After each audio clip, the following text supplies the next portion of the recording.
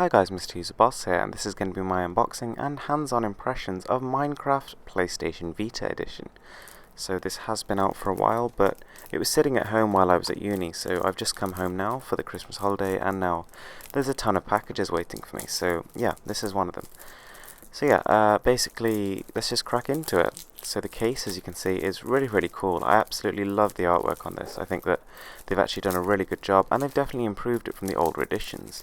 So I've never really been a Minecraft player myself, but seeing as this is the first portable variation of it aside from the not so great mobile version, I think that this might be my first chance to really sink my teeth into it.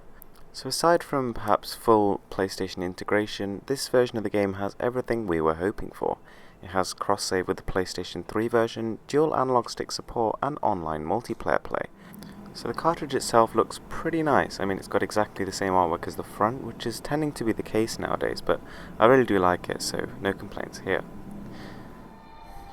Alright, so jumping straight in and past the relatively long loading screens, we are now ready to set up our own world. So as you can see, there are a variety of different texture packs, but I think those have to be purchased before you can actually use them, which is a bit of a shame, but I'm guessing, all the standard default options are readily available. So, okay, so yeah, that is just a trial texture pack, so I think what I'll do is just use the default and see where we go. So having never really played Minecraft, this is still all new to me, so, it's not like I'll be getting the same experience again. Right, so letting it load up, I actually think this looks really nice. I'm quite surprised. The frame rate seems to be really smooth. Okay, right, so there's clearly some juddering here. As you can see, when I jumped to start with, there was a significant frame rate drop. The frame rate isn't actually locked at 60, I think it's hovering generally around the 40 to 50 mark, because it does feel smoother than 30, but you can tell the difference. I mean, if you sort of look directly up at the sky, then it's definitely going at a smooth 60, but if you are looking on the sort of ground level, I think it stays around 40. I mean, honestly, I think I would prefer it if they just capped it at 30, because, I mean, more than the actual frame rate, it's the actual frame rate hiccups and drops which really sort of ruin the experience a little bit. So, in terms of the actual controls, it all seems to be working fine. I mean, this is a little bit of an issue with Minecraft itself and not this version of the game, but I really don't like the extremely high gravity that you have here. I'm guessing there's probably a way to change this if in your sort of creative modes or whatever, but it feels a little bit limiting. I mean, in a game all about creating, you should have slightly more freedom of movement, I think. So this is just sort of introductions with, how to do all these sorts of crafting and joining together of elements and that kind of thing, which is all pretty cool stuff.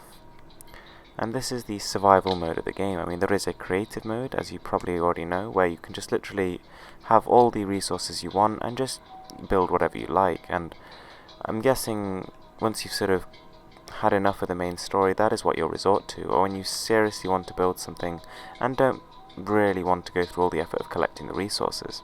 But the survival mode is sort of the main mode of the game. So I'm kind of curious to see whether, like on the other versions of the game, you can actually adjust the graphical settings. I kind of hope you can, because then you might be able to sort of swap out some of the fancy bits for increased frame rates. Right, yeah. Okay, so if I disable the render clouds, that should give it a little bit of a boost. So we'll test that. Yeah, I think the situation is the same really. I think when you're looking up at the sky, the frame rate is very smooth. But again, it's not actually changed the frame rate on the ground, which is a little bit disappointing. I mean, I've already downloaded quite a few updates, and none of those have actually patched the frame rate, so I don't think it'll actually be fixed in the future. Not a deal breaker. I mean, if you're playing Minecraft just to play the game and build what you want, then there's no issue at all. Although the game is running at native resolution, especially when you hold it close up, there are quite a lot of jagged edges.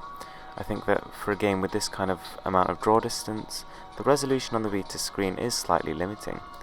Although, having said that, it doesn't look particularly bad just because of how the way Minecraft is meant to look. It's sort of quite a retro kind of game, and in that sense it doesn't really matter if the resolution is a little bit cramped. The music, the actual soundtrack itself, is coming through really nicely and is crystal clear on the PlayStation Vita speakers. I'm guessing this will also be the case on the original Vita speakers, because really I couldn't tell much difference between the two. So they've done a good job here. it doesn't actually sound compressed at all like a lot of ports have done on the Vita, so yeah, that's good to see.